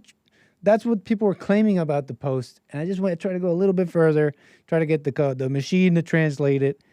Machine said it's largely true what they were posting. I'll leave it at that. But what can I say? I mean, I got some callers. I guess I could kind of go on and paint this picture, but I don't need to. I had some more, but let's just make it quick. I mean, essentially, I was looking at some videos of South Africans and the conditions that they were living in and their descriptions of, for example, having their businesses taken away or finding themselves in economic hardship. I don't know how, whatever. Living in this slum shanty town where these whites have gathered, and they don't even have like running water or plumbing, and at some point even like an aid group comes to this town to give aid to these folks who have barely any food, and they were telling the story, and they had video of it, of how this large group this is how they described it, from the village over. It's kind of foreign to me, right? I don't know. I don't have a village over, but this group from the village over came with red hats that said EFF, Economic Freedom Fighters. They said they came in peace, but they seemed pretty aggressive.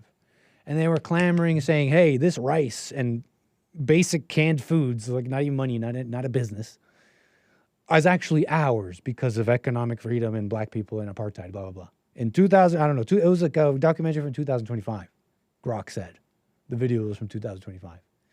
And these people came with the red hats saying, nope, give us, and they stole it. They literally just took it. They're like poor, they don't have running water. And they're like, we're the apartheid holders of capital that has to be given back to the black who was taken. That's really, and they're like, they have dirt on their faces. And so that was like messed up conditions, right? But then they were asked about apartheid. And yeah, one or two was like, yeah, I can say under apartheid was better. But the rest basically were like, no. I mean, they just kind of gave a canned response of, no, it was terrible. It was wrong. It shouldn't have happened. Racism is bad, et cetera, et cetera. So take that how you will. But I just, that's what I put together here. That was the angle. Like, suicidal empathy, and it won't change till the majority of whites stop with that. Okay, so that's the thing. How about we get some calls? 888-775-3773. What do y'all think? Hey, Carver, I see your message. Is it about the guest suggestion? Because that has been forwarded for sure. 100% has gone to multiple eyes. If it's something else, let me know. All right, okay, let's keep it moving here, blah, blah, blah. How about we get to John out of Houston, Texas. I appreciate your call, sir. Happy White History Month. You're on the air. Thank you. Hey, do you know Robin Hood? The figure that stole from the rich, gave to the poor? Well, it wasn't real, but yeah, it's kind of lame. And why do you say that? Well, I was just bringing it up because the movie that just came out, Death of Robin Hood, did you see that? No. Death of Robin Hood. Yeah, it's white, man, Hugh Jackman. Okay. Happy White History Month. Happy White History Month? It's my movie suggestion for White History Month. You watched it. It was good. It says it's A24, so I'm giving it some assumptions that it's like pretty well done. I can't remember if A24 is like what they make, other than like maybe some horror movies. Yes, that's the ones I've seen. But what'd you think of Death of Robin Hood? Yeah, you know, he just a real interesting movie. When you see it, though, like we could talk about it, but I don't want to spoil it. If you do see it, I mean, don't dox yourself. Growing up, I remember having kind of an issue with Robin Hood. Growing up, and I don't know if it's because I don't know. I was kind of like maybe kind of, how do I put it? Maybe, I don't know. I think I was kind of a stickler. Like, I don't know if I was like, I wouldn't be a snitch or anything like that, but I did have like an internal, maybe fascist or something. And maybe that's a little too far, but it's just, I think it happens from having a family that would flout the rules so egregiously in my young mind that I judge them, right? Like, for example, you ever been at the cash register? Canada's like a democratic socialist country, right? Yeah. But my family, even despite being in a democratic socialist America, Canada, they would like break the rules. They like, for example, you ever walk around the grocery store eating something from the packaging before buying it? Would you ever do something like that, sir? Yeah, that's what my dad did.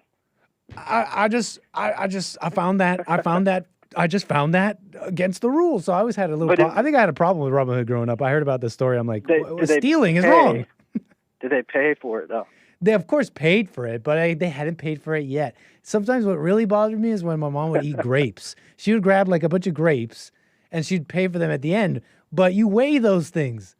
Sorry to dox you, Ma. Sorry to dox you as a terrible criminal, but she would eat some of these grapes on her way to, it's like, now you're stealing. Now you're straight up stealing, no? Because you got to weigh those. My dad he would go to the box office at like the Astros games. Yeah. Like right when they opened. He was a ticket scalper. I would be like, well, you're bullying the market. You're bullying the market right now, but there's nothing, I don't know, that's democratic socialism. Maybe, but I have less problem with that. Maybe call it because of I don't know. Maybe I have a conflict of interest. Well, I think as soon as you get shout out to the graphics card era, the graphics card and PS5 era. That was a fun time. So Nick, my question is what do they, when AOC says, you know, we want democratic socialism? I'm confused because I feel like this is, I'm starting to wonder, like, okay, hey, do you have a life-bearing plant? A life-bearing what? A fruit-bearing plant. A life-affirming plant at your house. You need to say that one more time. A life of farming what? You don't have to dox yourself, but do you have a food-bearing plant at your house? Yes, in fact. That's amazing. So you don't deserve... A few, in fact. You know, you don't deserve to, you know...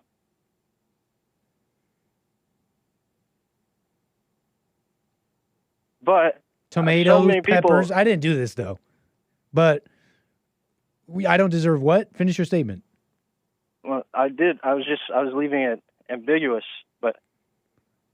I don't know the answer. I don't know the answer. You don't deserve to... Like, look, how many people don't have... They rely on the grocery stores to... And they haven't even invested a little bit of time to make something that they can eat.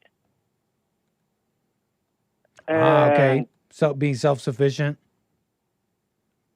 Not being self-sufficient, but investing some time in it. Yeah. A little bit. I'm not totally self-sufficient, but I'm trying to invest time in it a little bit. And so what are you saying, these people who have not invested this time, what are they, in a sense, deserving of, or what's coming to them? They deserve to, you know, they deserve to, you know, if democratic socialism was to Socialism, not even democratic socialism was. They deserve socialism. Yeah, we are kind of socialist, right? Like probably everybody is to some. If there's an argument there, I think I see it. What you're saying, we are very reliant. Like besides this, like debate, this very like intellectual debate about these words, communists and the Marxists and what they believed and what we. The reality is, technology and how our world has changed. I think is a far bigger. Call it a wrecking ball to our life system and how we live, our way of life, than anything else. we rely on the social medias. We rely on the digital public square, the apps, the banking. We rely on the grocery stores. Like I think I see what you're putting down in a sense, I guess. America's Constitution and America was more prepared to handle that, to withstand that, because we have freedom of speech. But even then, like, you remember the woman, y'all reported on it in JLP, that she said the N-word to the guy and she got arrested and she was charged guilty for something else. I don't remember. There's the white woman with the kid at the park. Oh, yeah, the one who said the N-word? Yeah. Shiloh Hendricks. Yeah, I don't think she got charged for saying the N-word, but she got charged for something else. I heard that too. I heard that she got charged not for like the hate speech of the word, but her conduct with the person filming the video. But in the video we all saw, it's like the same conduct going back and forth. And if you're not going to charge her for the word, then what really was her crime? Because again, to repeat it, the guy was, if the N-word is not the differentiating factor, the guy was acting just like her. So where are his charges? Well, he shouldn't have charges because he's just recording on public property. You can record on public property. Yeah, but it would seem like a mutual, like if the N-word is not her true crime, then they're saying that her crime was her conduct and her behavior with him. But really, I just saw two people with equal conduct to each other. Which is something that would have. Wait, this was in America or was this in London? This is in America. Right. Because in London, I could see it happening. I mean, Britain. No, that's America. But I was just saying, like, we have freedom of speech, and that's mainly what should protect us from becoming democratic socialists. Do you agree, or what do you think is the democratic socialist? Resentment is the democratic socialism. And free speech is nice, but the people are full of resentment. And that includes the right wing. That includes young white people.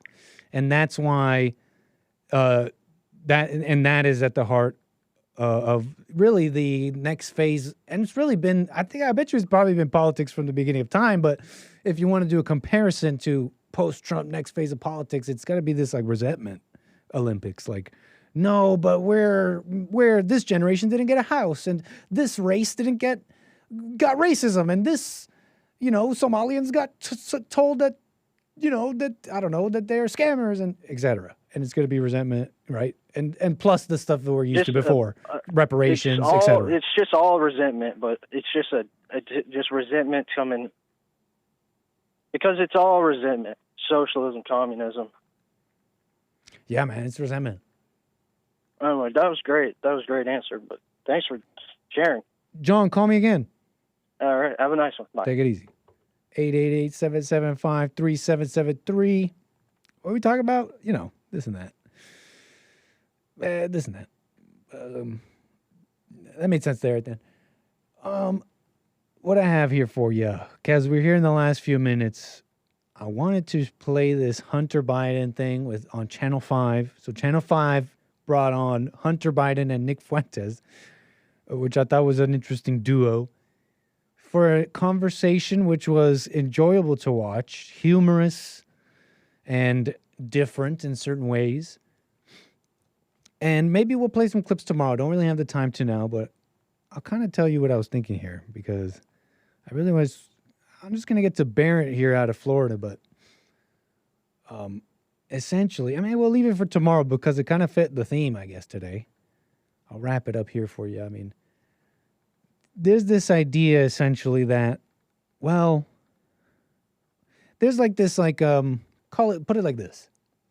There's this like novel criticism, not novel. There's this criticism, maybe novel, of Trump. It comes from the right wing somewhat, but it's been coming from the left wing.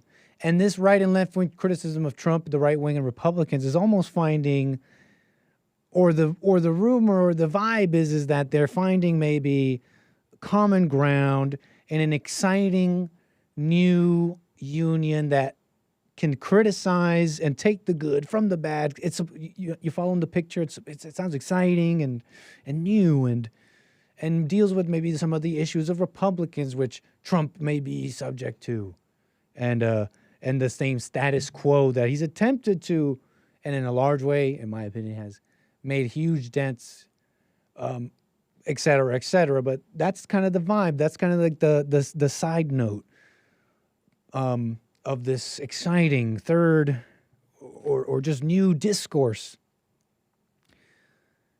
And I even like I like the Trump critics, by the way. That being said, I'm watching this as a sort of, if this is to be a sort of, this Hunter Biden, Nick Fuentes thing, if this is to be anything like that, and it wasn't, if I may. And I'm not saying it'll never be, but if this is Hunter Biden, if this interview was supposed to be any indication of that pathway, I mean, I didn't see much really, because there's really, how do you, I mean, Nick Fuentes was pretty well spoken and he tried to present things. I thought he was quite interesting, and Hunter was too, but he really is just like a libtard. Just like the civil rights movement was good. White people shouldn't have left the cities. They're racist for that. And no. You're saying it's because of crime and because of race riots? That's crazy. Blah, blah, blah. Close my ears. We were told it was wrong and racism is wrong in World War II. And I'm like, really, Hunter Biden? I mean, and maybe I shouldn't be surprised, but I say this to express how this is the type of person in the country. And I don't know where are you supposed to have this amazing synthesis of ideas and a new way forward. I mean, maybe I'm not against that, but I didn't see it there, right? And that was the boring part, because, I mean, Nick was pretty clear on those things, and he's just like, blah, blah, blah, libtard. Like, all right, so I think we can let go of that. You really have to just become competent, infiltrate the Republican Party, because the Democrats are like, F white people and F America. And it's not very, maybe it doesn't sound very exciting, but there's been some steps in the right direction with the right and the Republicans. I know establishment boring. And some people have shown themselves some maturity, like Trump and others, that you got to work with people. And so somewhere in that area of thought is what I was thinking about with like this interview. Maybe I could play you some clips tomorrow. But what do you guys think if you saw this, and if you saw some of this concept, this notion of this exciting new way of looking at things, and criticizing the right and the left? Tell me if you've seen some of this, and what do you think? I got Barrent out of Florida. Wants to talk about a few things in the last few minutes, sir. Appreciate the patience. I got you on the air. Happy White History Month. You know it, Nicholas. Happy White History Month. What's up, sir? Yeah! It's like... I always like his energy and his voice. Go ahead. It's 118 degrees with the heat index. It's Western Florida today, and I'm just sitting in the air conditioning listening to you go on about Hunter Biden. What's wrong with you? I don't know. Nicholas, have you ever been punched in the face? I have. And I've been in a fight. How'd that feel? How did that feel? It didn't feel good, but it felt better when I punched him back. and how do you think Hunter Biden's getting through the media to make you not feel sorry for him? Wait, say that again? Okay, so... Just say that last sentence again. I didn't hear it. Right. Do you think the media is telling you the truth? No. And when you see Hunter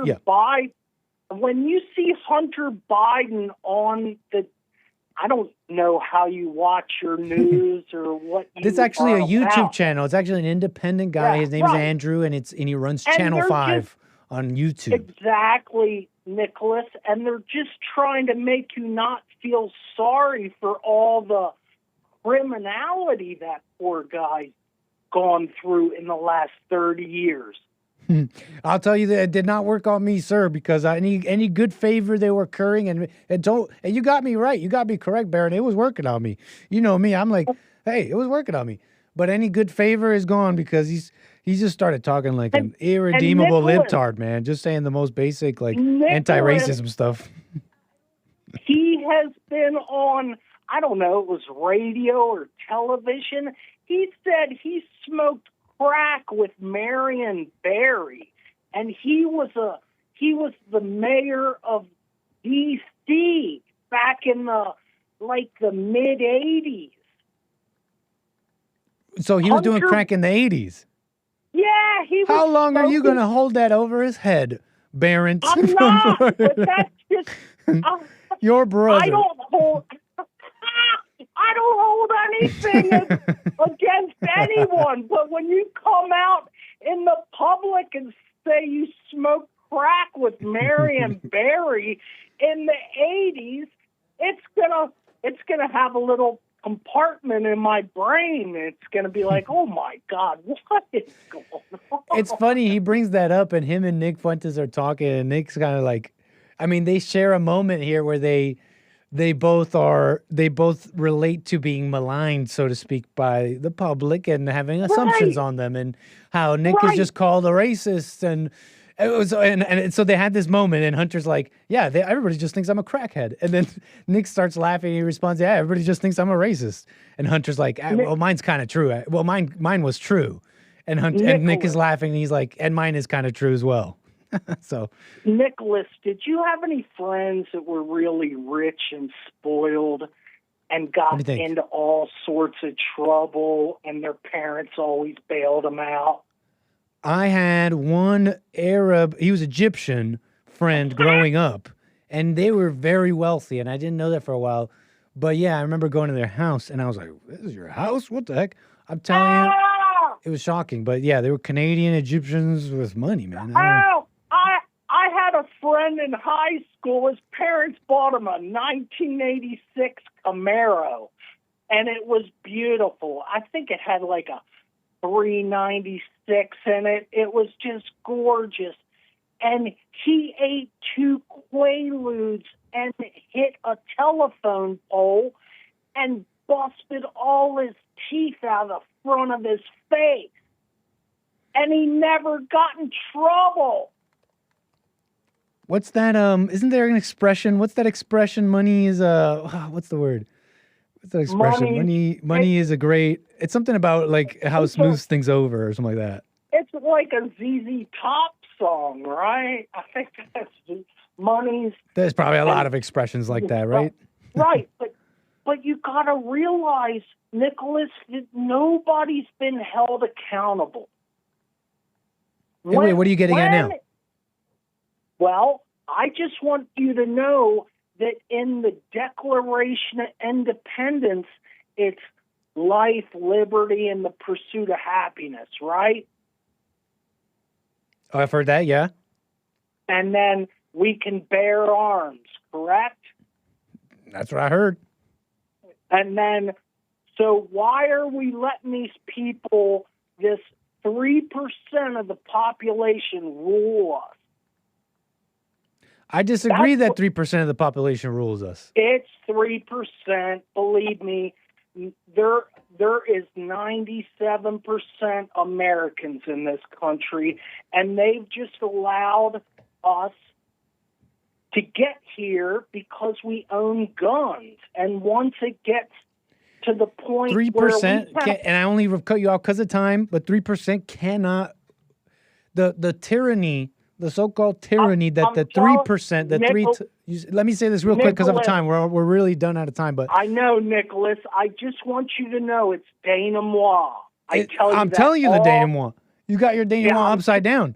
The tyranny of the top 3%, I argue, is kept in check / maybe even dwarfed by the tyranny of the bottom, whatever percent. That's something that is something you never really think about. But the less than, the bottom percent, the masses, the public, they exert their own tyranny, so to speak.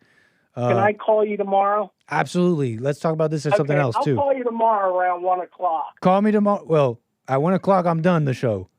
Well, 1 p.m. my time. I always forget I'm on Central. So 1 p.m. works. Okay, 11:00 your time. All right, call me again, sir. Okay, thanks, Nicholas. Bye-bye.